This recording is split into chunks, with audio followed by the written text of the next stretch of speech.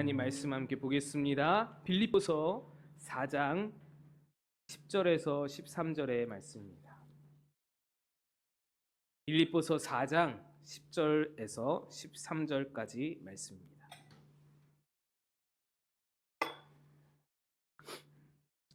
함께 교독하시겠습니다. 내가 주 안에서 크게 기뻐함은 너희가 나를 생각하던 것이 이제 다시 싹이 남이니 너희가 또한 이를 위하여 생각은 하였으나 기회가 없었느니라.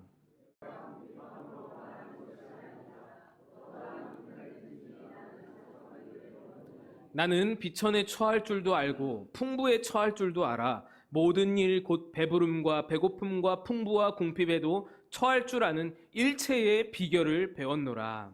내게 능력 주시는 자 안에서 내가 모든 것을 할 수 있느니라. 아멘. 할렐루야. 오늘도 하나님의 은혜가 이 말씀을 통해서 여러분에게 임하시기를 축복합니다. 화면을 좀 띄워주시면 좋겠는데 x 플러스 1은 3이라는 공식, 이 방정식이라고 하죠. 방정식이 있습니다. 쉽죠, 여러분? 네, 누구나 풀 수 있는 문제로 좀 가져왔습니다. 어려운 문제를 가져오고 싶었는데 예배 시간이 수학 시간으로 변할까봐 제가 최대한 쉬운 방정식을 가져와 봤습니다. 이런 방정식은 학교에서 예전에 배운 것이 기억이 나실지 모르겠는데 변수와 상수로 구성이 되어 있습니다. 김동환 지사님, 제가 혹시 틀리게 말하면 한번 좀 가르쳐 주시면 좋겠어요. 변수와 상수로 구성이 되어 있습니다. 이 x가 변수이고요. 이 식에서 x가 변수이고 1과 3이 상수입니다.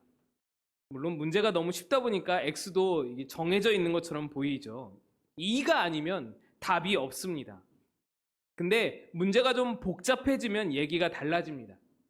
그래서 x가 여러 개인 경우도 있고 그렇게 나오잖아요. 방정식을 풀다 보면. 근데 어쨌든 이런 방정식을 풀기 위해서는 여러분 무엇에 집중을 해야 할까요? 이 주어진 상수들에 맞는 x값이 무엇인지 우리가 집중을 해야 합니다. x값에 무엇을 넣어야 될지를 생각하는 것이 문제를 푸는 방식이에요. 그런데 여러분, 학생 중에 누가 나는 이 x는 무조건 5라고 생각해. 나는 5가 좋거든 하면서 이 문제를 풀려고 한다면 여러분 그게 풀어질까요? 이 x는 5여야만 해 하면은 이 상수들이 걸리적거리기 시작합니다. 아니 쟤는 왜 3인 거야? 6이 되어야지. 쟤는 왜 3이 돼가지고 내가 x에 5를 넣을 수가 없게 만드는 거야? 이렇게 되는 것이죠. 그런데 여러분, 오른쪽의 상수가 왜 3이냐고, 왜 6이 아니냐고 방방 뛰고 제발 바꿔달라고 문제를 푸는 그런 학생들을 여러분 보신 적이 있나요? 선생님들 한번 그런 적이 있나요?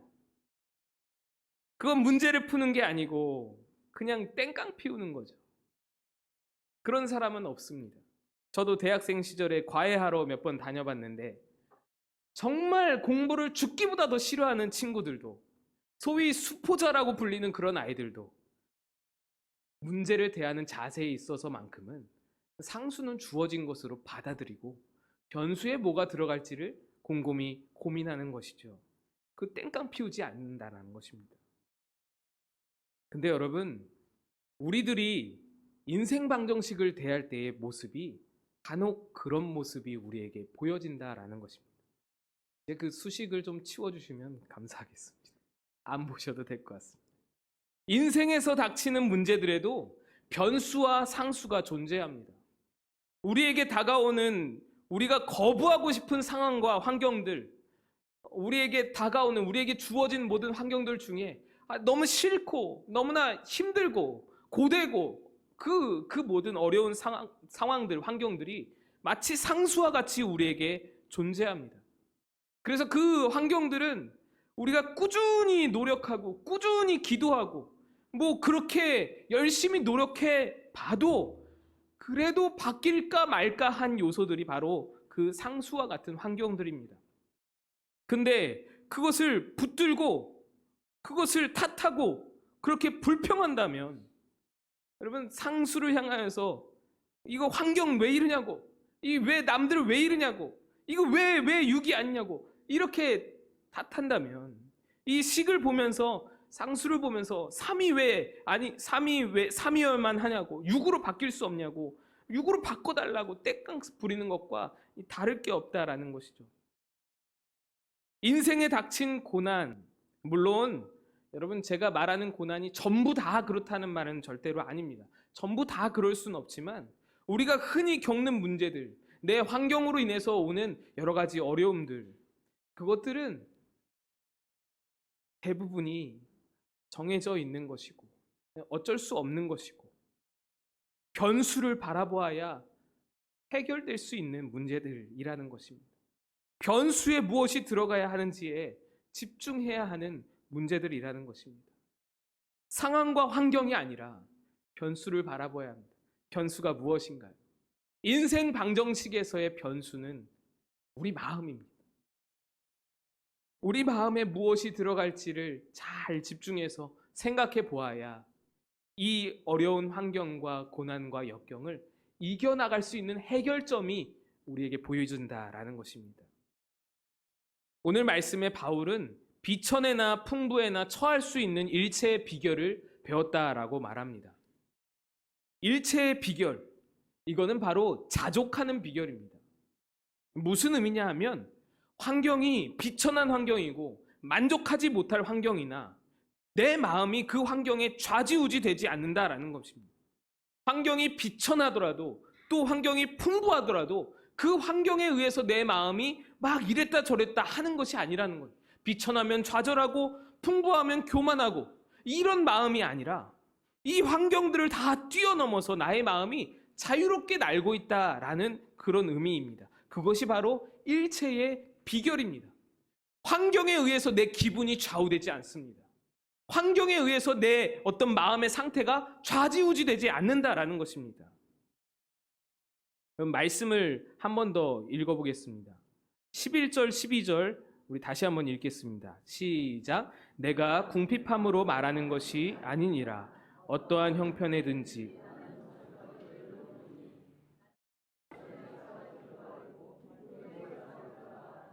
모든 일 곧 배부름과 배고픔과 풍부와 궁핍에도 처할 줄 아는 일체의 비결을 배웠노라.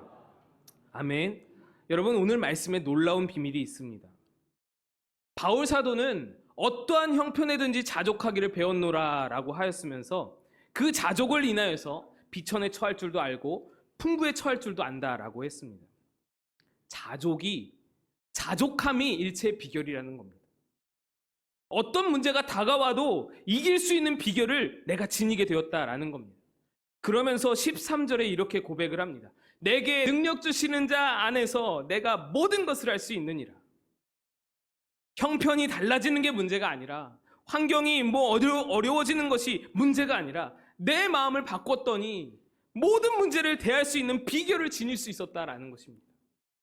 주어진 상수 가지고 불평하는 것이 아니라 변수인 내 X인 그 내 마음을 바꾸니까 마치 마스터 키를 가지고 모든 문을 열 수 있듯이 어떤 문제도 열려진다라는 것, 어떤 문제도 해결할 수 있다라는 겁니다. 그러면서 13절 내게 능력 주신 자 안에서 내가 모든 것을 할 수 있다라는 위대한 고백이 거기서부터 나오는 것입니다. 여러분, 이런 말이 있습니다. 낙타는 달릴 줄 알지만 절대 달리지 않는다. 낙타는 달릴 줄 알지만 절대 달리지 않는다. 낙타는 사막에서 살죠. 초원에서 사는 동물은 달려야 삽니다. 맹수가 쫓아오니까요. 달려야 먹히지 않습니다. 그런데 사막에는 다른 동물이 살지 않아서 먹힐 걱정이 없습니다. 달릴 필요가 없습니다. 그런데 여러분, 낙타가 달리지 않는 이유는 그것만이 아닙니다. 사막은 먹힐 걱정도 없지만 내가 먹을 것도 없습니다. 달릴 필요도 없지만 달리느라 소모된 수분과 에너지를 보충할 수도 없습니다. 그래서요, 달리면 죽습니다. 최대한 에너지를, 특히 수분을 유지해야 하기 때문에 절대로 달리지 않습니다. 함부로 헐떡거리지도 않습니다. 낙타는 원래 달릴 줄 아는 동물입니다. 달릴 줄 몰라서 안 달리는 것이 아닙니다. 낙타는 수분 배출을 최소화하기 위해서 소변도 굉장히 농축하여서 배출합니다. 낮에는 뜨겁고 밤에는 추운 사막의 환경에 따라 체온이 하루에도 수시로 변하기 때문에 땀도 잘 흘리지 않습니다. 낙타의 혹에는 지방을 저장해 둡니다. 수분을 공급하지 못하면 이 지방을 분해해서라도 수분을 보충합니다. 그래서 그렇게 낙타는 사막에 완벽하게 적응하여서 사는, 다른 동물들은 살지 못해서 사막을 다 뛰쳐나갔지만 낙타는 거기에 적응하면서 살아가는 동물이 되었습니다. 여러분, 사람도 낙타에게서 배워야 할 점이 있지 않겠습니까? 내게 주어진 상황과 환경을 탓하는 삶, 문제와 끝없는 평행선을 달리는 삶, 이것 때문이야, 저것 때문이야, 그렇게 말하면서 영원토록 풀어지지 않는 문제를 가지고 살아가는 삶, 끊임없이 내 마음속에 괴로움으로, 걱정으로, 근심으로, 가슴 아픔으로, 슬픔으로, 어려움으로, 그 불평으로, 불만으로 남아있는 그 문제를 끊임없이 평행선 달리면서 가지고 가는 삶, 낙타에게서 배워야 할 점이 있지 않겠습니까? 여러분, 이 낙타처럼 우리가 문제를 받아들이는 우리 자세, 우리 마음, 여기에 집중을 해보면 사실 문제는 한결 쉽게 풀어지는 경우가 너무나 많습니다. 그것이 인생 방정식의 변수이기 때문입니다. 환경이 그대로이고 문제가 갑작스럽게 해결되어지는 것도 아니지만 문제를 대하는 내 마음과 생각이 바뀌면서 문제가 더 이상 문제로 다가오지 않게 되는 겁니다. 생각지도 못하던 방법으로 문제가 해결되는 겁니다. 아니, 정확히 말하면 문제는 그대로 있지만 내가 그 문제를 뛰어넘게 되는 것이죠. 내가 성숙하게 되는, 내가 자라나게 되는 겁니다. 그 문제가 더 이상 내게 문제가 되지 않는다라는 것이죠. 어린아이들에게는 장난감이 부러지는 것이 문제이지 않습니까? 그걸 가지고 엉엉 울면서 하루 종일 속상해하지 않습니까? 그런데 내가 자라나면 그것이 더 이상 문제가 아닌 것처럼 환경은 그대로 있으나 내가 자라나면 문제가 더 이상 문제로 여겨지지 않는다라는 것입니다. 내 마음은 그것에 얽매여 있지 않고 그것을 넘어서 자유롭게 훨훨 날아다닐 수 있다라는 것입니다. 성경에서 인생 고난에 잘 대처했던 인물들을 꼽아보면 요셉, 다윗, 다니엘, 에스더, 욥, 이런 인물들을 우리가 꼽아볼 수 있습니다. 신약에서도 이 바울을 꼽을 수 있습니다. 이 사람들은 모두 이 상황과 환경을 바꾸려고 해보지 않고 그 고난이 닥쳐오는 상황 속에서 자신의 마음을 지켜서 자신의 마음을 잘 관리하고 성장시켜서 문제를 해결했던 사람들입니다. 그 중에서도 요셉은 정말 끝판왕이라고 할 수 있을 정도로 이 어려운 문제를 아주 스무스하게 이겨냈던 그런 인물입니다. 요셉의 별명은 꿈의 사람이죠. 별명처럼 어린 시절에 꿈을 자주 꿨습니다. 그리고 나중에는 꿈 해석도 잘했습니다. 어린 시절에 하루는 온 가족이 자기에게 절하는 꿈을 꿨습니다. 그리고 순진하게도 그 꿈을 10명의 형들과 부모님들에게 막 떠들어댔죠. 제가 이런 꿈을 꿨어요. 형들이 나한테 절을 하더라고요.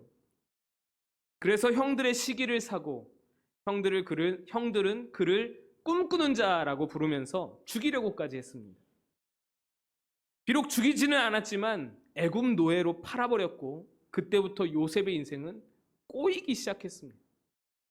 머나먼 타국에서 노예 생활을 합니다. 또 억울하게 누명을 써서 감옥 생활까지 합니다. 요셉의 인생에서 가장 비천하고 비참한 그런 삶이 펼쳐진 것입니다. 얼마나 억울합니까? 내가 잘못해서 이 비천함에 처한 것도 아닙니다. 내가 뭘 악한 짓을 해서 죄를 지어서 이렇게 악한 곳에 이렇게 어려운 환경을 처하게 된 것도 아닙니다. 억울하잖아요. 혹자들은 그런 고난의 상황에서 요셉의 꿈 때문에 요셉이 그것을 버틸 수 있었다라고 말합니다. 물론 그럴 수도 있습니다. 그런데 저는 그렇게 생각하지 않습니다. 요셉에게 감정이입을 해보면 아무리 신실한 요셉이라도 꿈 얘기했다가 형들에게 죽을 뻔했어요. 꿈 얘기한 것으로 노예 생활에 감옥 생활까지 하게 되었습니다. 오히려 꿈 때문에 인생 망가졌다고 그렇게 생각하지 않겠습니까? 이 꿈만 아니었으면, 내가 이 꿈 얘기만 하지 않았으면. 여러분, 이 상황에서, 이런 상황에서 꿈이 요셉을 이끌었다? 이거는 잘 동의가 안 되는 그런 부분입니다. 꿈이 요셉을 이끌었다면 날마다 꿈을 생각하면서, 지금 막 당장 감옥에 갇혀 있는데, 그래, 하나님 내게 주신 꿈이 있어. 그 꿈 이루어 주실 거야. 지금 나는, 내 상황은 감옥에 있는데, 철창 안에 갇혀 있는데, 앞이 보이질 않는데, 거기서 어떻게 꿈을 생각할 수가 있겠어요? 언젠가는 우리 엄마 아빠가 또 형제들이 나한테 와서 절하는 날이 올 거야. 그 감옥 안에서 어떻게 그런 생각을 할 수 있겠어요? 꿈이 요셉을 이끌었다라는 말이 어려운 말입니다. 나중에 형들이 진짜로 요셉에게 고개를 숙이면서 절을 하게 되었을 때, 그것을 실제로 보게 되었을 때, 그제서야 자신의 꾼 꿈을 기억하게 되는 것이 요셉의 꿈의 역할이었습니다. 꿈이 요셉을 실질적으로 이끌지는 못했습니다.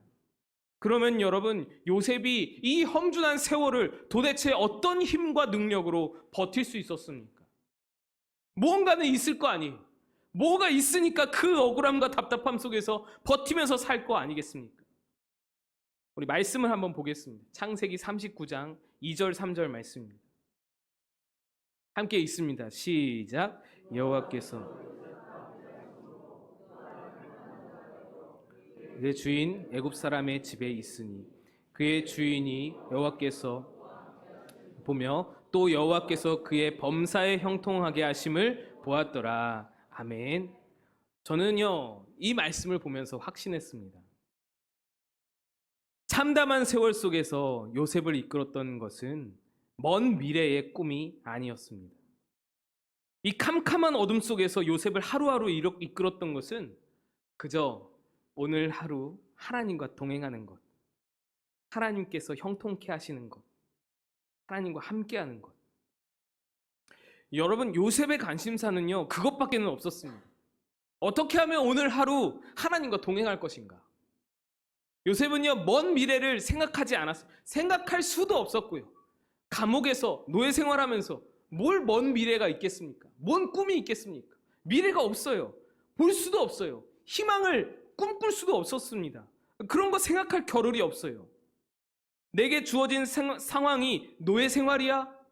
그래? 그럼 이 노예 생활 가운데서 어떻게 하루하루를 하나님과 만나면서 살아갈 수 있을까? 어떻게 하나님과 동행하면서 살아갈 수 있을까? 어떻게 하나님의 뜻대로 살 것인가? 이거를 연구했던, 이거를 생각했던 사람이 바로 요셉의 삶입니다. 지금 주어진 상황이 감옥 생활이야? 좀 빡빡하네.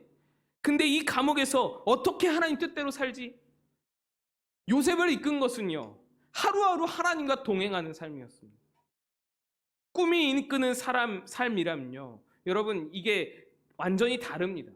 하나님과 동행하는 것을 꿈꾸면서 하루하루 살아가는 삶과 진짜로 먼 미래의 뭔가 목표와 꿈을 가지고 살아가는 삶, 좀 다른데요. 꿈이 이끄는 삶은 방향이 설정됩니다. 꿈이 이루어지는 방향으로 설정이 딱 됩니다. 그죠? 예를 들어서 보디발의 아내가 이 요셉을 유혹합니다. 요셉은 여기에서 주저없이 이렇게 말하죠. 내가 어떻게 하나님 앞에서 죄를 범할 수 있습니까? 거절합니다. 그리고 누명 써서는 감옥에 갑니다. 근데 꿈을 이루는데 방향이 설정된 사람이라면, 꿈이 있는 사람이라면요, 그때 순간 고민해야 되지 않겠습니까? 이 보디발의 아내가 유혹할 때 이거 어떻게 해야 하지? 어느 길로 걸어가야 내 꿈이 이루어질 수 있는 방향으로 나아갈 수 있지? 이거 어떤 선택을 해야 내 꿈이 이루어지는데 가까워질 수 있지? 이런 생각을 하게 된단 말입니다. 고민하지 않겠어요? 근데 요셉은 고민 없이 단칼에 거절을 합니다. 왜 그렇습니까? 요셉은 그냥 오늘 하루, 지금 이 순간 하나님과 함께하는 게 목적이었어요. 지금 이 순간 하나님 아버지 앞에 어떻게 사느냐가 자신의 비전이었어요. 미래의 꿈 뭐 이런 게 아니라는 거예요. 그게 목적이었어요. 하나님 앞에 내가 어떻게 비춰질까? 하나님과 어떻게 하면 동행할까? 이게 목적이었어요. 여러분, 꿈이 분명히 필요합니다. 꿈을 제가 꾸지 말자, 꿈이 없어야 된다라는 말이 절대 아닙니다. 그런데 간혹 보면 안타까운 것이 뭐냐면 이 꿈과 비전에 너무 몰두해서 본질을 잃어버린 사람을 간혹 만나게 됩니다. 여러분, 꿈의 본질이 무엇인가요? 내 비전, 내 어떤 인생의 목표, 내 인생의 철학, 이런 것들의 본질이 무엇인가요? 하나님께 영광을 드러내는 것이죠. 하나님의 기쁨이 되는 것입니다. 처음에는 그 본질을 잘 간직합니다. 나는 이렇게 살아서 이런 해서 하나님 앞에 영광을 돌릴 거야. 이런 비전을 가지고, 꿈을 가지고 처음에는 그렇게 착실히 나아갑니다.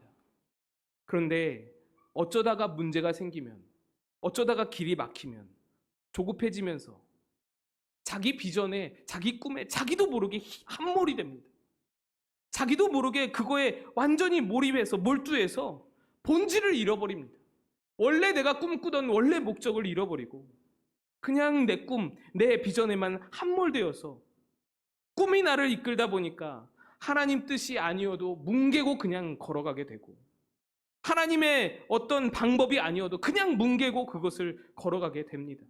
하나님께 영광을 돌리는 것이 내 최종 목표였는데 하나님 뜻이 아닌 길을 그냥 뭉개고 가는 거예요. 그래서 여러분, 꿈 중요하지만, 꿈이 우리 안에 있어야 하지만, 비전과 원대한 목표가 우리 안에 분명히 필요하지만, 더 중요한 것은 오늘 하루를 하나님과 어떻게 동행할 것인가, 이 마음이 우리 안에 있는 것이 너무나 필요하다라는 것입니다. 하루하루를 하나님과 동행하면서 하루하루를 내 마음을 하나님으로 채우면서 살아가면 어떻습니까?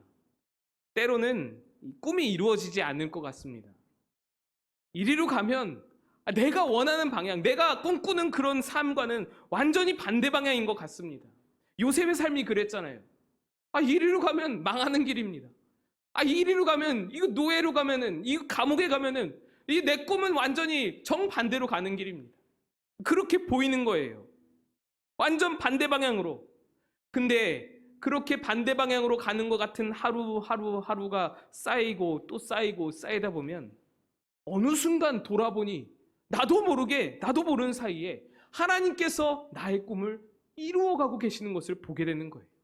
내가 처음에 꿨던 그 꿈, 내가 처음에 품었던 그 비전, 그것을 하나님 뜻에 따라서 반대로 가는 듯한 그 길을 그냥 뚜벅뚜벅 걸어갔더니 나중에는, 결국에는 그 길이 하나님께서 내 꿈을 이루시는 길이었음을 보게 된다라는 것입니다. 요셉의 삶이 바로 그 증거입니다. 여러분, 저는 여러분이 하루하루를 요셉과 같이 하나님과 동행할 수 있는 삶을 살 수 있었으면 좋겠습니다. 어떤 상황에서도 자족할 수 있는 그런 일체의 비결, 여러분 이거 갖고 싶지 않습니까? 어떤 상황이 달려와도 내 마음이 흔들리지 않는 이 일체의 비결, 이거 탐나지 않으십니까? 성경의 바울을 보면서 특별했던 것이 한 가지 있는데, 이 바울은요, 본인은 선교를 그렇게 막 하고 선교를 다니면서 교인들에게 편지를 쓴 내용을 보면 교인들에게 야, 너 당장 짐 싸서 선교하러 나가라, 이런 말 잘 하지 않습니다. 아예 없습니다. 갈라디아 교회에, 빌립보 교회에, 에베소 교회에 써보낸 모든 편지의 내용을 보면 맨날 하는 말이 교회에 덕을 세워라, 가정생활 잘해라, 교회생활 잘해라, 사회생활 잘해라, 너의 신앙을 굳게 해라, 예수 잘 믿어라, 하나님 자녀답게 살아라, 이런 내용입니다. 왜 그런가요? 자기는 그렇게 선교하러 돌아다니면서도 왜 성도들에게는 선교 얘기를 안 하는 걸까요? 그 성도들이 선교한다고 나가면, 지금 그 상태로 선교한다고 나가면 다 판판이 깨질 것을 꿰뚫어 보는 것이죠. 그들이, 그 연약한 자들이, 그 성도들이 집중해야 할 것은 지금 그들에게 주어진 작은 문제 가운데 어떻게 하나님과 동행해서 이 문제들을 해결할 것인가, 이 훈련이 필요했던 것입니다. 저는요, 우리 마곡 꿈꾸는 교회가 바로 이 자리에 있다라고 생각을 합니다. 우리에게는 이 영적인 훈련이 필요합니다. 힘든 상황들 하나하나, 작은 것부터 하나하나 우리의 마음을 바꿔가면서, 우리의 마음을 성장시켜가면서 이것들을 훈련해야 하는 거예요. 이기는 법을 알아야 되는 거예요. 이기는 법을 훈련할 수 있어야 하는 것입니다.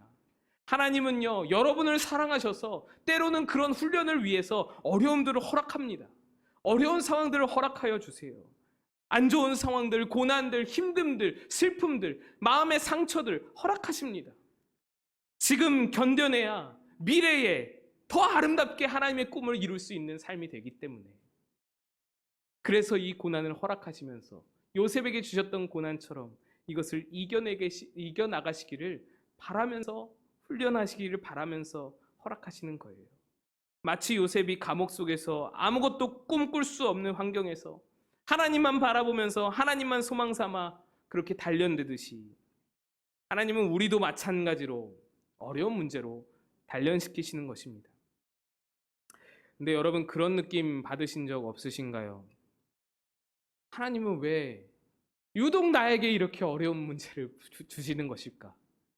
하나님은 왜 유독 나에게 이렇게 힘든 일을 맡기시는 것일까? 왜 내 십자가는 남들의 십자가보다 더 힘들어 보이고 거칠어 보이고 어려워 보이는 것일까? 만약에 유독 나에게 어려운 문제를 주신다 하면 그거는 여러분을 신뢰하기 때문입니다. 하나님이 여러분을 신뢰하시기 때문이라는 것입니다. 제가 예전에 새벽 기도 때도 말씀드렸던 적이 있는 그런 예화인데요. 한 중학교 선생님이 학생들에게 나와서 칠판에 연습 문제를 풀어보라고 말씀합니다. 수학 선생님이 연습 문제를 한 5문제를 쓰시더니 나와서 풀라고 합니다. 어떤 이 아이들을 시킬 때, 선생님이 아이들을 문제를 풀라고 시킬 때 규칙을 가지고 있죠. 뭐 2줄 나와서 다 풀어봐. 1번, 2번, 3번, 4번 이렇게 시키십니다. 그런데 마지막 문제는 2줄에서 시키지를 않는 거예요. 이 규칙에 따라서 시키질 않고 엉뚱한 사람을 시키는 겁니다. 오늘 8일이니까 8번, 18번, 28번 나와서 풀어봐 하다가 마지막 문제는 저기 엉뚱한 친구를 시키는 겁니다. 왜 그러냐 하면 이 마지막 문제는 너무 어려운 문제거든요. 선생님은 처음부터 이 마지막 문제를 풀 사람은 정해 놓으셨습니다. 선생님이 가장 신뢰하는 친구, 가장 믿음직한 친구, 이 마지막 문제만큼은 그 친구에게 맡기는 거예요. 다른 친구들에게는 이 마지막 문제가 전혀 도움이 되질 않습니다. 너무 어렵기 때문에 이 문제가 다른 친구들에게는 전혀 도움도 안 되고 아이들은 접근도 못하는 거예요. 그런데 이 친구에게는 이 마지막 문제가 도움이 될 수 있는 거예요. 이 마지막 문제가 이 아이를 성장시키는데 도움이 될 수 있는 거예요. 풀던 못 풀던 이 친구는 이 문제를 통해서 성장할 것을 믿으시는 것이죠. 그래서 가장 어려운 문제는 가장 신뢰하는 친구에게 맡기는 겁니다. 여러분, 하나님이 여러분에게 어려운 문제를 맡기셨나요? 하나님은 여러분이 그 문제를 통해서 성장할 것을 믿고 계시기 때문에 그 문제를 여러분에게 맡기시는 겁니다. 그 문제는 여러분을 망가뜨리려고 주신 것이 절대로 아닙니다. 여러분을 어렵게 하시려고, 골탕 먹이시려고 주신 것이 아니라는 말입니다. 여러분들이 다 못 풀어낼 수도 있습니다. 그러나 분명한 것은 하나님과 동행하면, 하나님과 동행하는 여러분이라면 그 문제로 인해서 성장할 수 있는 거예요. 그래서 성장하고 자라나서 나중에는 문제가 더 이상 문제로 여겨지지 않는 그 자리까지 오를 수 있게 된다라는 것입니다. 하나님은 그래서 문제를 극복하면서 하나님의 도우심과 은혜를 깨닫기를 원하시는 것입니다. 여러분, 인생 방정식에서 변수는 바로 내 마음입니다. 그리고 그 변수 X에 들어갈 답은 바로 하나님과의 동행입니다. 내 마음에 하나님을 넣으면 문제가 풀어질 줄로 믿습니다. 함께 기도하겠습니다.